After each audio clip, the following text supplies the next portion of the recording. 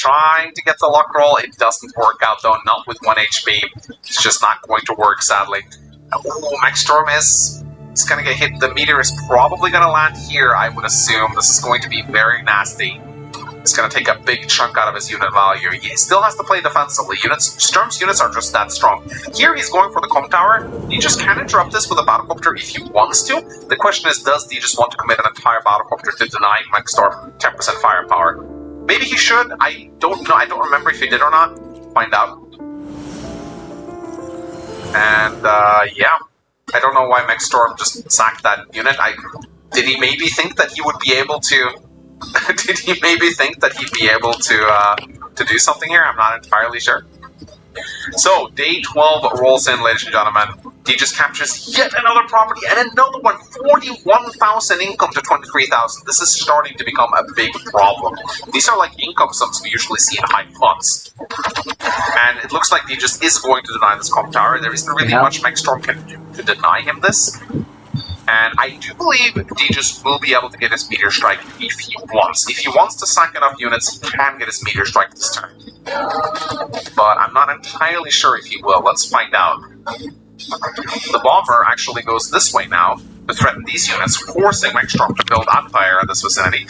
And Deegis is threatening another property. I mean, he's going to have 42,000 to 22,000 at this point. 20k income disparity. I mean, that is just brutal. And he just is now sacking battlecopters.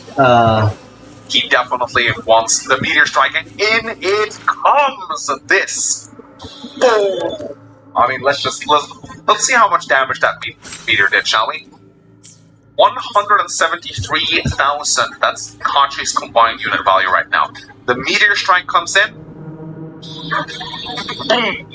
Down to 136,000. So how much damage is that? About 30k. That's pretty good. That's almost like a little Winter Fury. And it also just completely invalidates these units right here. Furthermore, Sturm's units are now boosted by a further 10%. This game does not like being recorded. This makes it so hard for Maxstorm to do anything on this turn. Meteor also doesn't provide power charge to units. It's just straight up HP removal. So these are units that Maxstorm is not going to enjoy any power from on this particular turn. So suddenly, looks like Sturm has equalized the playing field a little bit. Suddenly, the forces that Maxstorm has in this area, they don't look so hot anymore. But let's see, he sacks a battlecopter. Interestingly enough, is he trying to get Merchant Union? I think that's exactly what he's trying to do. Yeah, he's sacking units to try and get his Merchant Union back. He needs it. He desperately wants that Merchant Union. Is he going to get it, though? Oh my god, he's just throwing units into the meat grinder at this point. He realizes he needs units. He even combined some units to get some more funds up so that his Merchant Union will become even stronger. And I do think that's actually a pretty smart idea. Because every unit you combine together means more funds for Merchant Units, which means you're effectively doubling your cost. This is also why Hanshi doesn't want to repair a lot of units. He's still repairing, though, which I think may be a little bit of a mistake. But is he actually going to get his superpower this turn? I don't think so. Depends on what he does down in this area right here. He still hasn't bought any units. He seems to be playing relatively defensively, but yeah, it doesn't look like he'll be able to get his super up. Is he going to build infantry again, though? He creates a pretty nice wall here. And yeah, once again, he is just building infantry. He has 20k saved up. Is it going to be enough, though? Deegis now denying this com tower. Yeah, there was no way Maxstorm was ever going to get his hands on that. Now has 42,000 income to Maxstorm's 22,000. This is starting to look very, very ugly. Even takes a shot with that Neo tank. How disgusting is that? Rushes over the mountains. Now Deegis is straight up threatening to base lock Maxstorm. If Maxstorm is not careful here. In comes the Bomber. There are no anti-airs in range. Now Deegis is even building some mega tanks of his own. Because why not? He has the money to support it. He has to pull back a little bit. This is like the only front that Maxstorm is winning on at the moment. I mean, this is hilarious to watch. How often do you see a match like this between two world-class level players? I mean, this is my personal dream match. I've been wanting to see this for such a long time. I'm so happy both of these players said yes to actually playing this matchup. This is amazing. So yeah, but he's really taking it to him. Sending in all the units, pushing Maxstorm back on all fronts. And day 14 rolls in. And now, ladies and gentlemen, we will see the second Merchant Union being popped. And I'm excited to see if Maxstorm can find a way to come back into this game. It's 37k banked up. Is a unit count of 37. What is he going to do? He builds a fighter, 10k fighter. Takes a shot. I don't think this is going to work out that well. Oh no, he's definitely not getting that comp tower. He needs high-tech, high-value units. Oh, those Sturm infantry, man, they're so hard to deal with. They're so incredibly hard to deal with. But he's slightly winning on this front if you don't count the wave of units coming towards him. And what is he going to do now? The Mega Tank is a little too slow. It's just being left behind in the dust here. Maxstorm is following it up with his units. He has to move them slowly, though, because Sturm can come back at a moment's notice and just deal so much damage to him. You can see, even with a first strike and a power pop, it's still very hard to get value trades when going up against Sturm. Let's take a look at the other units that he decides to buy. An anti-air, a tank, an artillery in the city, a mega tank. I love to see the unit. I love to see how the replay viewer just bugs out during this. He builds more infantry. And he's not even able to utilize his last base because they simply do not have the money for it. They simply just do not have the money for it. So day 14 rolls in, ladies and gentlemen, and I'm not liking Hachi's position right here. I'm thinking it's looking like Sturm's just going to roll over him, and I think that's exactly what we'll see. I mean, his meteor strike is pretty far away from being charged. I don't think we're going to see a second one, honestly. But, man, Sturm's day-to-day is just too much, man. 20% firepower, 20% defense, and that perfect movement just allows him to take so many wild engagements that you just don't see coming. And despite the fact that Maxstorm played Hachi beautifully here, saving up his income, utilizing most of his cities. But, I mean, just look at this. What is he going to do against this? What do you do against this? Now the bomber is coming in, dealing damage to the mega tank, which is going to drain a lot of repairs for Hachi next turn. Yeah, he's going to lose this base 100%. He's even going to lose this front. He has a decent army here, but you just can just avoid him. And he also has a Sturm Mega Tank. What is Hachi going to do against a Sturm Mega Tank on a silo? Seriously, what is he going to do? He can't deal damage to the thing. He doesn't have bombers to deal with it. So yeah, this is looking very bleak for Maxstorm. I don't think there is a single thing that he can do here personally, but let's see what he does. He does get a nice shot in on the bomber, doesn't kill it though. He even kills a battlecopter. And look at this! Look at this! Look at it! Oh, great to see it. Set 3-7. I mean, that is just sad. He pops Barter. I think this is the resigned Barter. Yeah, builds the Pipe Runner and resigns the match. That was wild, ladies and gentlemen. That was absolutely wild. So yeah, looking at this match, I think we conclude that we have a clear winner here. Sturm, Hachi, they're both broken. But I think as far as pure OPness goes, I don't think anyone can stand up to Advanced Force 2 Sturm. His day-to-day is just too strong. Even a snowball CEO like Hachi, who can pull off insane things with his merchant unit, he just cannot do anything against perfect movement and plus 20% firepower and defense. Maybe if we picked a different map, maybe Hachi would have been able to fare a little bit better. You can make the argument that day-to-day powers are more prevalent in mixed space maps, and thus Sturm would have a small advantage here. But this is a huge map with a lot of cities. So Hachi should, by all means, do well here. But you can see, like, even a top-tier caliber player like Maxstorm, he just got rolled over. And he just was just able to secure the income so high to the point where Hachi's unit discount just didn't end up mattering because Sturm had twice as much income as him. So, yeah, I think, looking back, I was like, just to validate 16-year-old Manx for a little bit, I was in the camp. I thought Sturm was the better out of the two. So, if any of my old high school friends are watching this video right now, I told you so. I was right. Sturm was the better. I now feel very vindicated.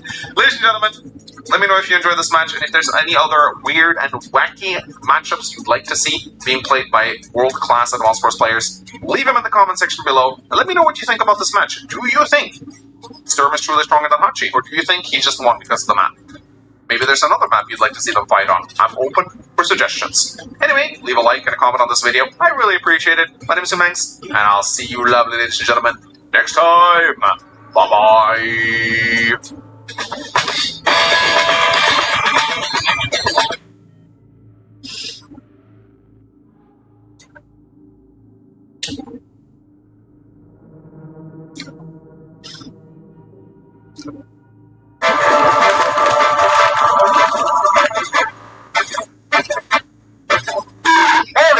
This is your job. Sweet red mix. Hotel in Samos. Black sand. She was a good lover. Quebec, Kentucky. Put the fox in the box MC. Enter the phone number to register. The moon is very long. Prince Lucian the economist. Eat worms and wine. Advertising. He understands everything.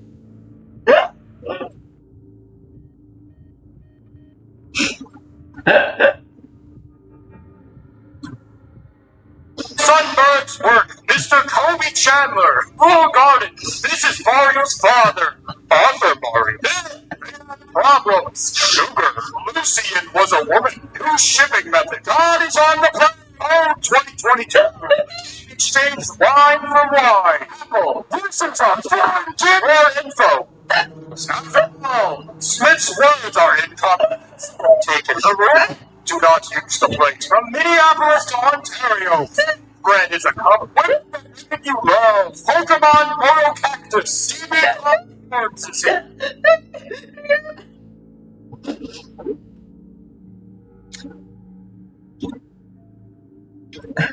Luke sees you in the dark with a smile on his face.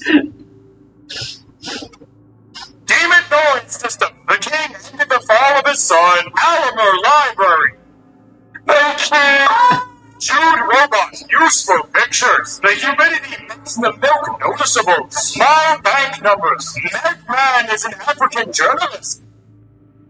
Well, Noticeable. Small bank numbers. Megman is an African journalist. Environmental development. Rosario Ramo Montezuma. Small car. Red Ninja. I am a soldier. New platinum controller. You are not married.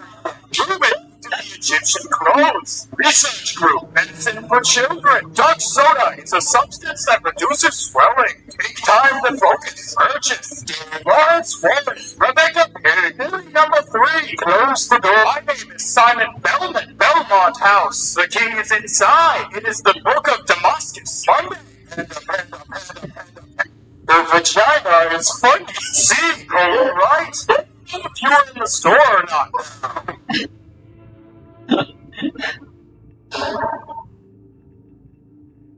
His stomach had swollen after death.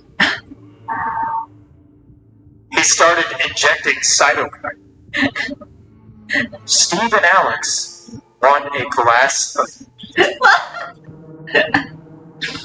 Registration will take place on July 4th. Agent EE-905-TL. I went to the lake.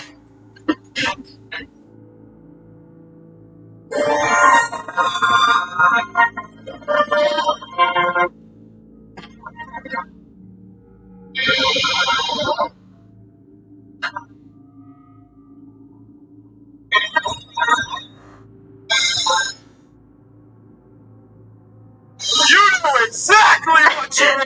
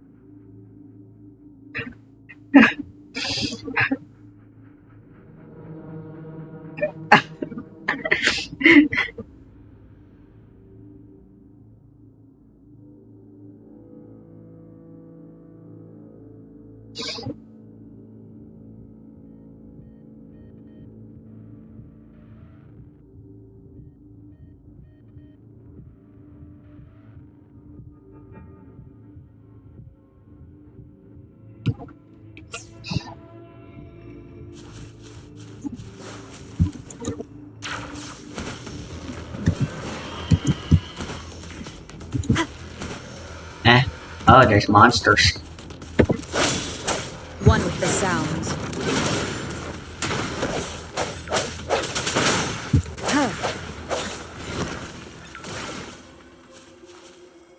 Remains of the past.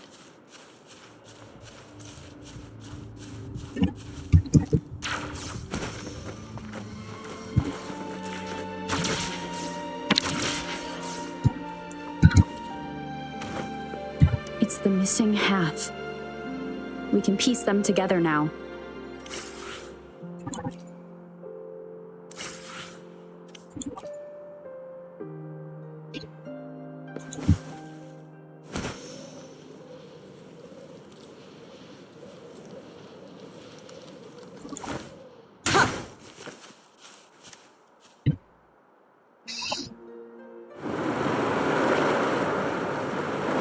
Look, the water is going down.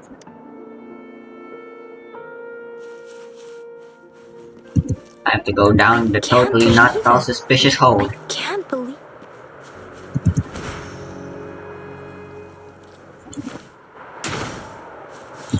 I can't believe it. There is such a big opening down here. How odd. This place should have been soaked in water, but everything is dry here. Even the vegetation is thriving. Did Scar do this? Given his power... That tree. Please, are you trying to tell us about...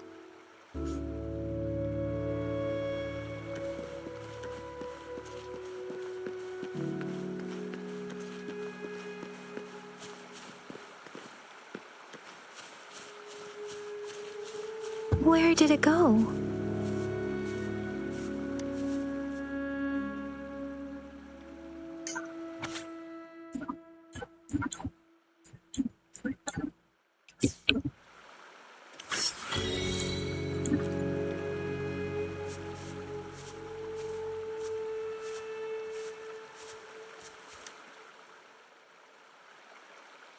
That girl just wanted to save her village, but those sacrifices did. I guess the tacit discord we saw stayed here to please excuse me.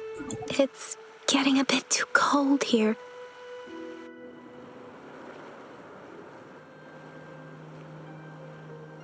Sorry, Rover. I didn't feel the air was heavy in that place. Without any wind to speak of, the villagers were a complex mix of emotions.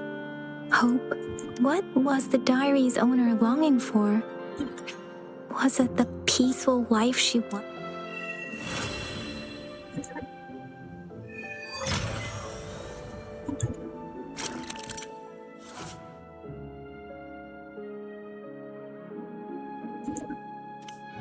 Oh hey, there they are.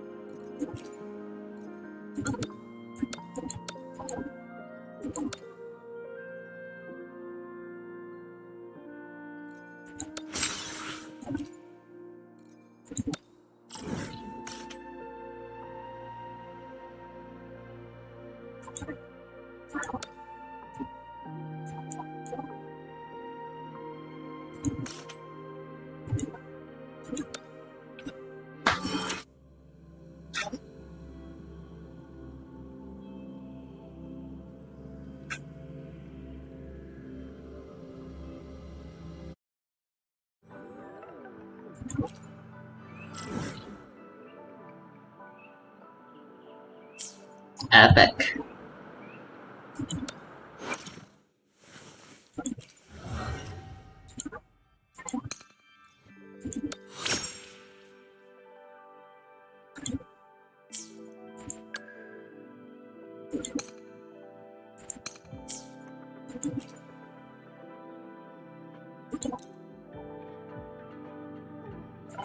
In this world, there are only those things which are not yet known, not those which cannot be known. I seem to be one step closer.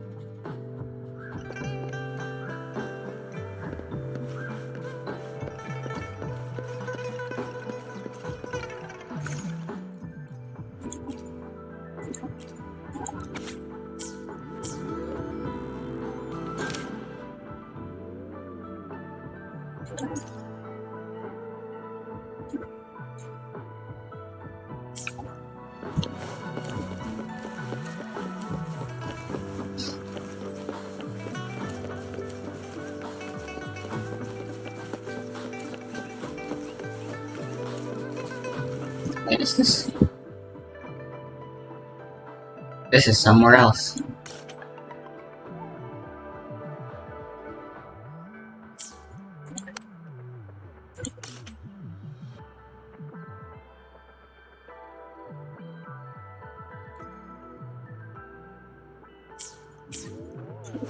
As well.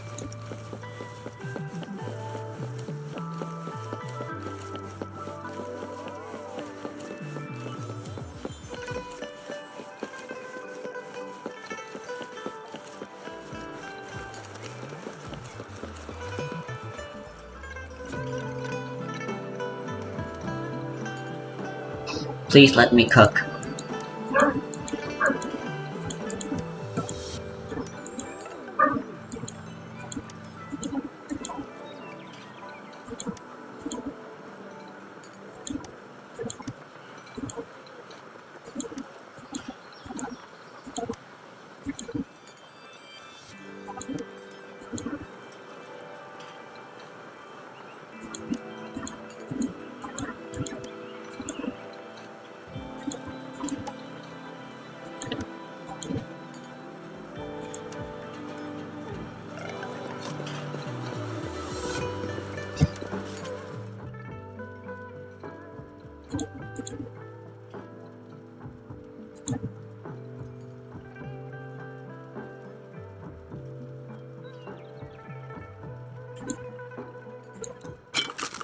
$15, wow.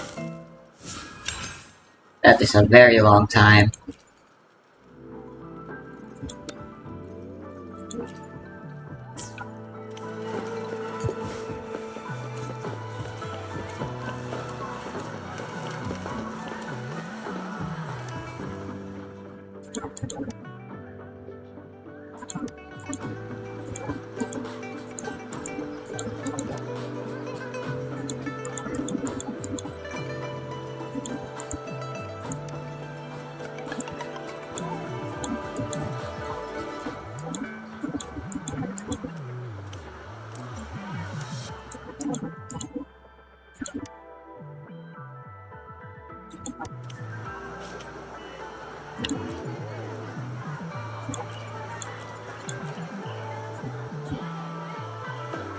Wow, those are expensive.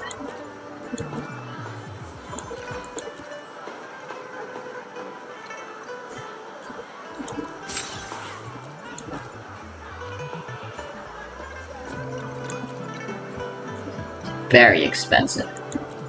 I'm fucking broke. All I did was buy chili.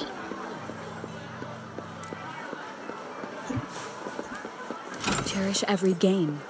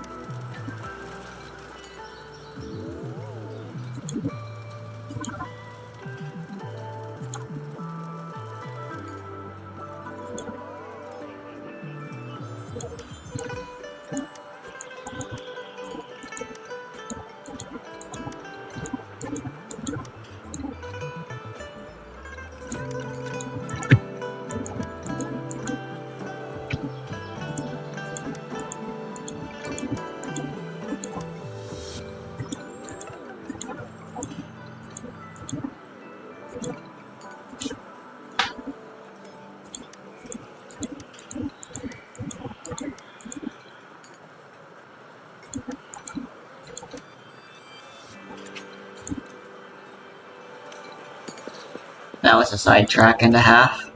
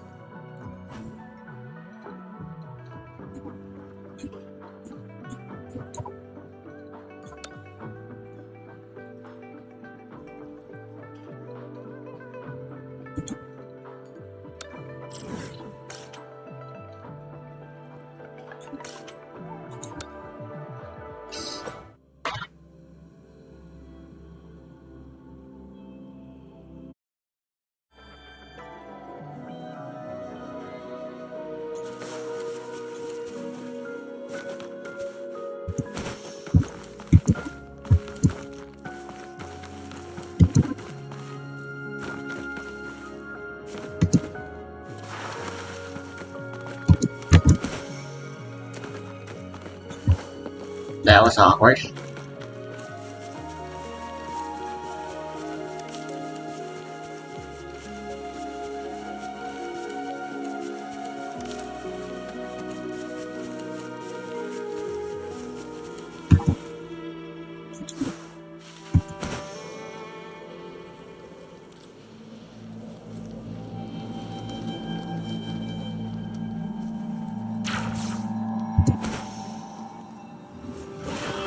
Just from above.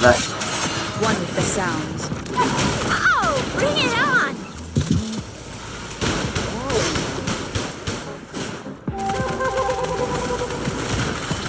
One shot, one kill!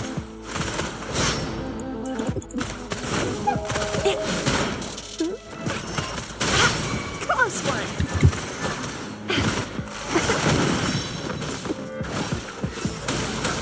Foolish.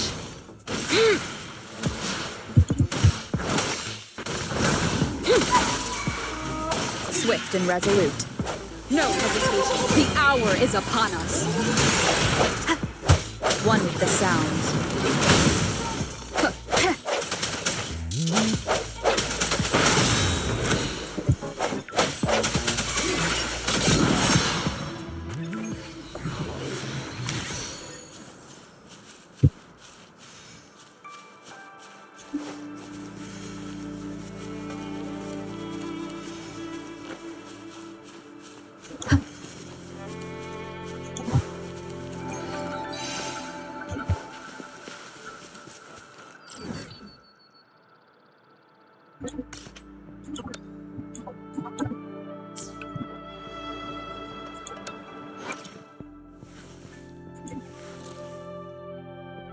This power, it's mysterious, yet reassuring nonetheless.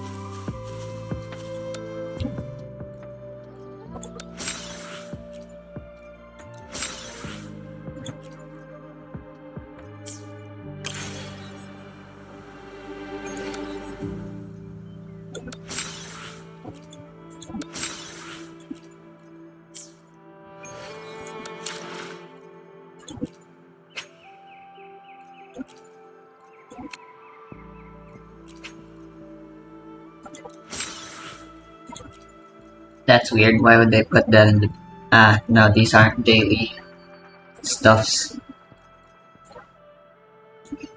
There isn't anything daily in the shop.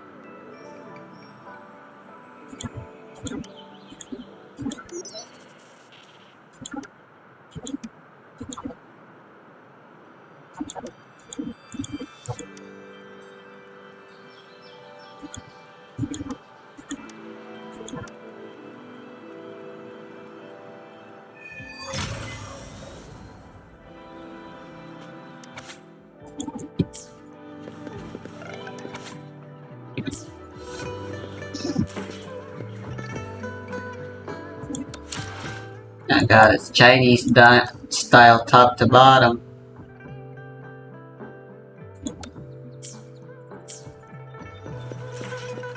Nice, it's an actual male.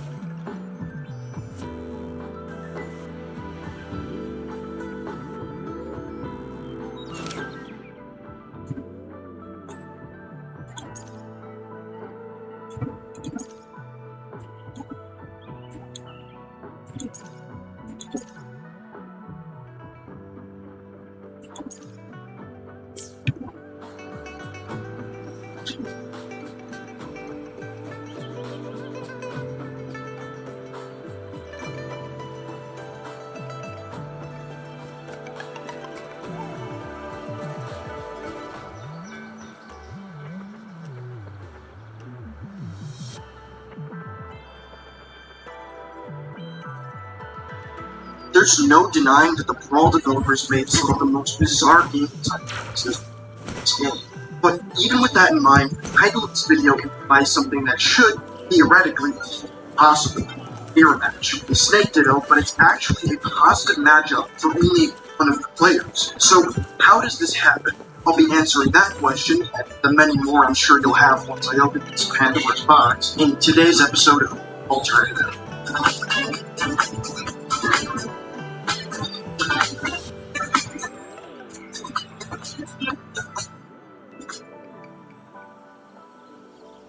Now, first and foremost, I have to introduce a concept that was more or less wrapped in every Smash entry after port priority. If you follow the scene closely, this is probably a term you've heard before. The Smash Wiki defines port priority as a set of rules that determine the outcome of certain situations between characters during matches. Effectively, this means that depending on which port your controller is physically plugged into, doing the same thing twice might not garner the same result. Melee has port priority as well. Melee is even in your problem. They took us over. That's why, if you've ever watched competitive Melee, you'll very occasionally see two players standing still in a neutral start to begin the match. There are many more factors affected by port priority in Melee. This video on Awesome Sauce goes into that. But before we dive any deeper into port priority, however, there's another Smash that is similar sounding and much different concept. Priority. Just priority.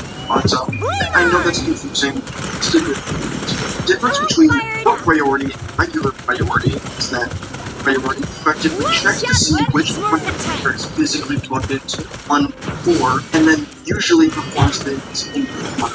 For instance, imagine player 1 and player 2 are using the same character. They use the same move at the same time. If the entire game was developed with port priority as its base, then it would check for player 1's attack first, likely causing them to win every single exchange that would theoretically happen. But this doesn't happen, because the game instead uses regular priority to decide its outcome, and most outcomes in an actual match, instead of player 1 always moving on the top, the characters would play or cancel each other out, since it's the same move used at the same time between the same characters. It makes logical sense that there would be a winner in that team outcomes. Priority determines that strong moves usually trump weak moves, that aerials can flank with projectiles but not with attacks. Obviously, this is an oversimplified explanation of priority, and it can get much more complex beyond the ground level, but all things considered, priority is a pretty fair system, except they didn't define priority for everything. And for some things they didn't apply priority to, they decided to let port priority determine the outcome instead, which was a massive mistake. And the flames rising. Oh, you're joining. Consider subscribing. Bye. For example, if two players grab each other on the exact same frame, the one with the lower port that is closest to port 1 will always win against the higher port, or the one closest to port 4. In the NTSC version of the game, America and Japan, Bowser will win the match off a Side B sacrificial KO to the lower port, but it will issue a sudden death to the higher port.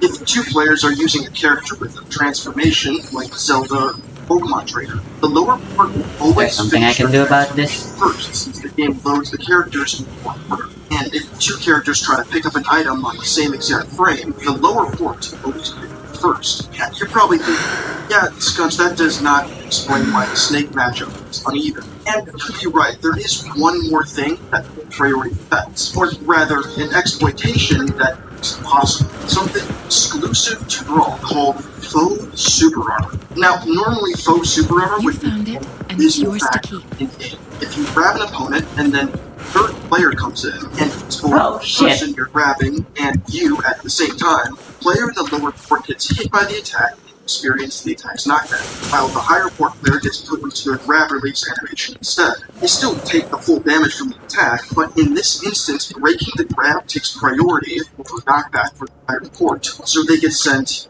from nowhere. This is why you frequently see people rock, paper, scissors for ports in moments. One of the most famous techniques now. One with the sound. Classic US high. Omni-Snake on the lower range closer to 1, sticking Meta Knight on the higher port closer to 4, and C4. So when Meta Knight went up throw against the other team, Snake would detonate C4 and then take the stock with a Meta Knight. Bad timing. Otherwise, doing so would result in opposite. One is Meta the Knight sound. loses the stock or dies. This type of game still works, even without between third-player play. In fact, with every explosion that characters like Toon, Normal, Snake can set off, the game recognizes that explosion as an interaction with third character, so to speak, which then activates the foe super armor, creating an absurd imbalance in a certain Ditto. The Ditto obviously being two snakes.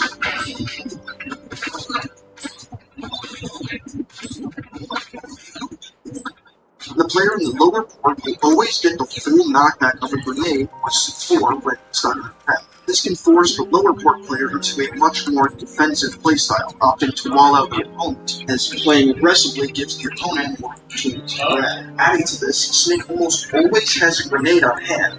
Play to that strength if you're the higher port. Holding a grenade partially negates the opponent's ability to grab them, as doing so can put them in a horrible position, especially at lower percents, like this clip where Port 2 Snake pulls a nade, and Port 1 goes for grab, pummels, and breaks the nade, putting him at disadvantage.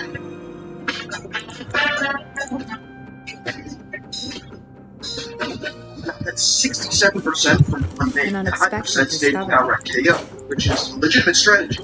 Character that has the correct Snake does. Throwing grenades is also quite a bit worse for the lower port snake, as the higher port snake can often just run up the shield. A single pummel is not effective to snake One is the striking sound. lower port snake's option.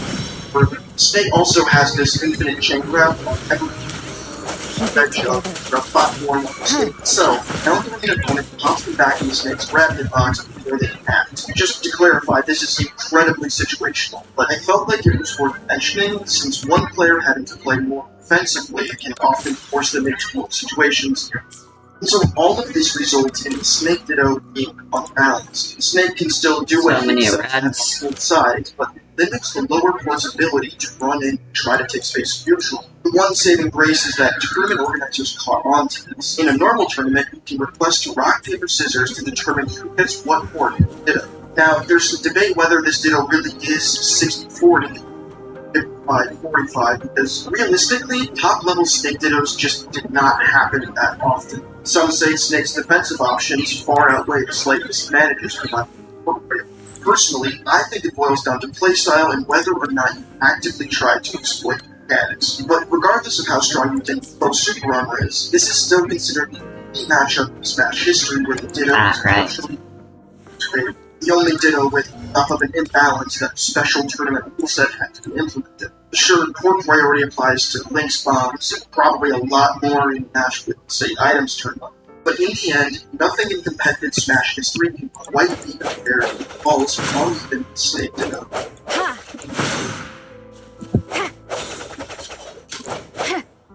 You agree with me?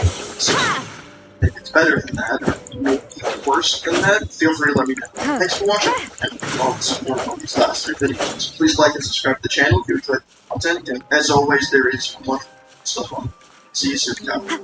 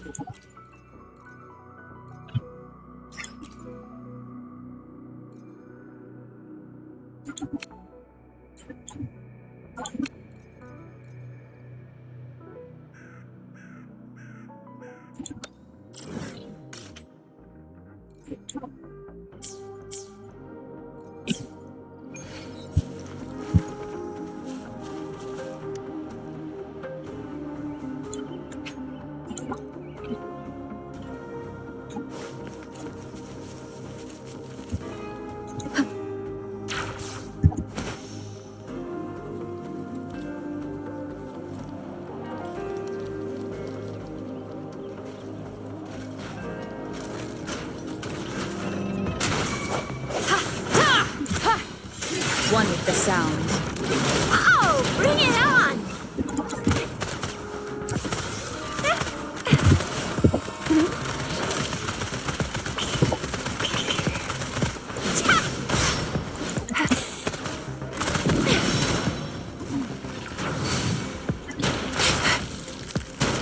It's morphin' time!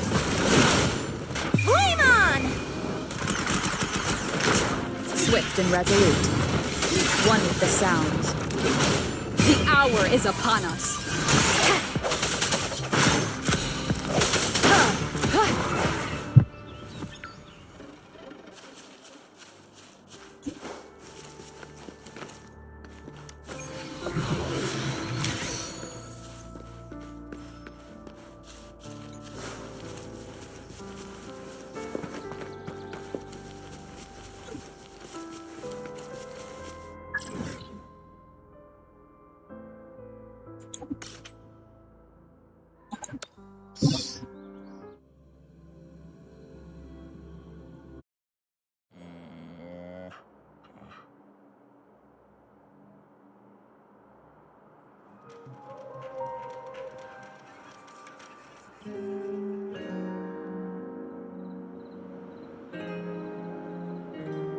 Source by web, so you can head over there and sign up for it. It doesn't have to be translated from Chinese, I think, but like as you can see, like it's very well translated. I don't have any issues navigating the site at all. So if you want to go check it out, I'll throw a link to it in the video description. So Deejus recently challenged me to a match on the site. He's been doing a lot of replay commentaries, playing Days of Ruin. Looks like he's having a lot of fun with it, and I understand why. Because this competitive Days of Ruin is a lot of fun to play. It's actually a really good game. It's very different from Advanced Wars. I mean, it's familiar because you have many of the same units, but there's so many different terrain types, and the COs work vastly differently. So today I am going to be showing you guys a replay of a game that I played against Deejus yesterday.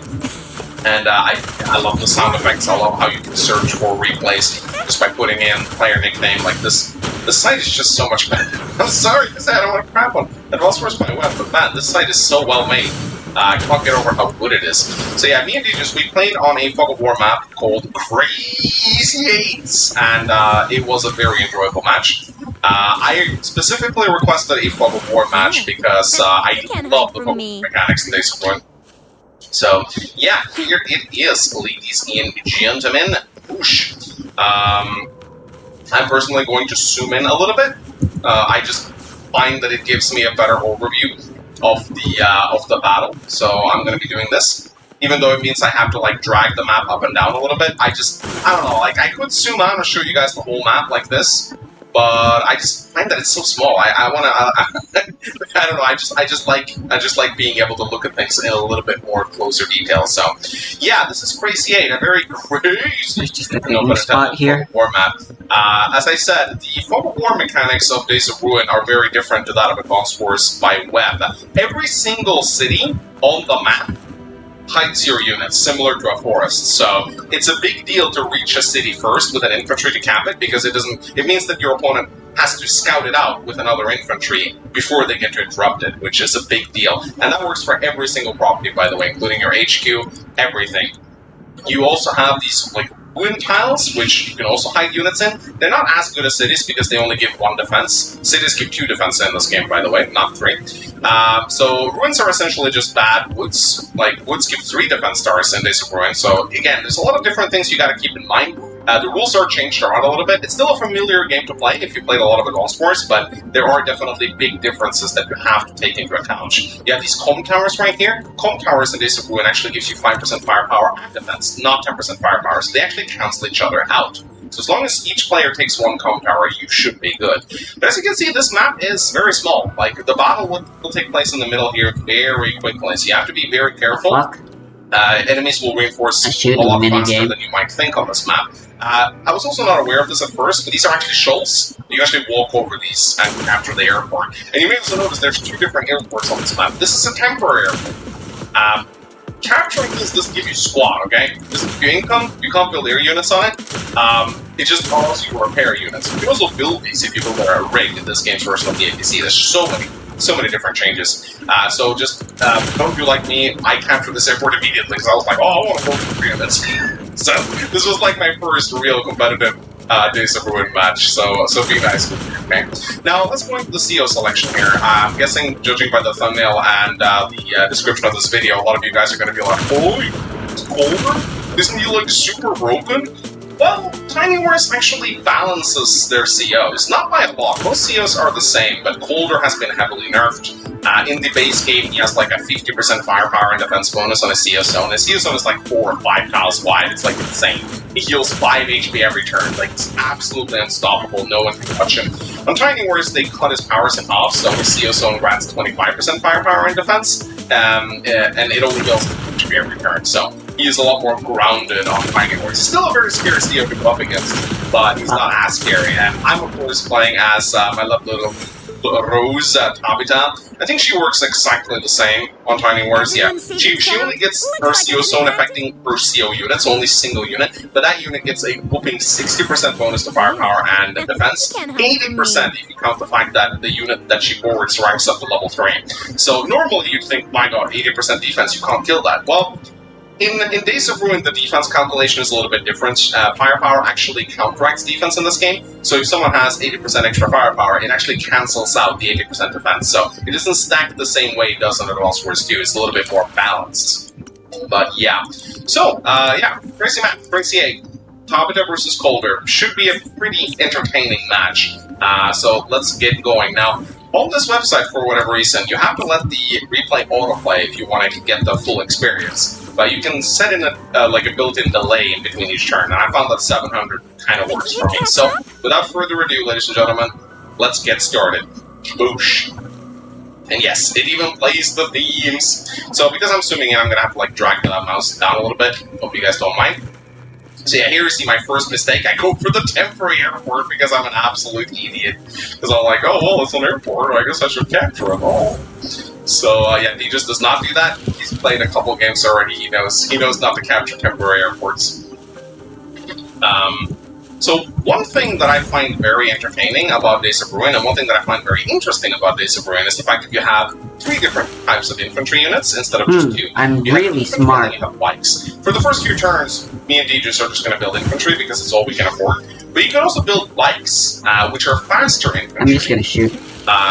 And one thing that I always found very interesting in Days of Ruin is like knowing when to build bikes and knowing when to build infantry. Because bikes cost 2,500, infantry costs 1,500 in this game. So bikes, I think they have 5 move. Otherwise, I think they're similar to infantry combat-wise. So it's tempting to build bikes because they can reach the center faster and capture properties faster. Please have something good this But time. infantry are cheaper, so this is one of the things that makes the early game of Days of Ruin very interesting, because like when do you build infantry and when do you build bikes? This is a decision you have to make, and it completely changes up the capture chain as well. Now, I will pause the game from time to time just to analyze what's going on here. I've taken the harbor. I'm also sending 2 infantry towards here to take these 2 properties. Just keep in mind, like, I don't know I can get the airport. This is why I move my infantry like this. I think these are water tiles. And I think I have to capture this airport to build the transport to get to this airport. And that's legitimately how I thought this map was, until I realized it's like, oh, I can actually walk over the shoals. Yeah, of course, these are shoals. They don't look like shoals. I think the Advanced Wars by Web shoals look a lot more like shoals than these things do. And I think the presence of these mist tiles also confuses further. Hey, you know, what can I say? There we go. So here I built my first bike. As you can see, they're very fast.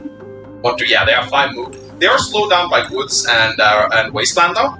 So they're not as mobile as the infantry. They also can't enter mountains, so you can't put them in mountains. But The they hell are is this? units. I mean, 5 movement as opposed to the infantry's 3 means that they are able to reach properties a lot faster. So I do like bikes. I think they're a very interesting unit. So meanwhile, DJs, let's see what he's doing right here. He's going for these 2 properties as well. And already sending out his first bike. He's probably going to go and grab this home tower early on. So already, he's just gonna get his comp tower before I get mine, I think. Yeah, I'm also sending out my bike. Bike allows me to instantly capture this property, which is pretty nice. And now I realize I can capture the airport, so I'm like, oh, okay, alright, I guess I can get it now. So, I do believe, yes. So, I decided to open up Flare. Flares are a hilarious unit in Days of Ruin. I really like them a lot. So, Flares are reconnaissance units. They can fight, actually. They have guns. They actually do decent damage against infantry, kind of like recons, but you can shoot out a Flare, which reveals Fog of War. And this is incredibly useful, because it allows you to scout properties and whatnot. Now, I think opening Flare may have been a little bit ambitious, but I really like it. I just want to try it out. So again, keep in mind, this is like my first real competitive Advanced Warriors Days of Ruin match, so I'm going to make a lot of basic mistakes here. But I just wanted to try and have some fun with this unit, so I think Aegis is going to be a lot more tanky in the early game here. So yeah, he grabs the airport, grabs the city, so also capturing the home tower now. So his capture chains are already a lot better than mine. And what does he? Yes, he opens up tank. So I open up Flare, he opens up tank. That could be a little scary for sure.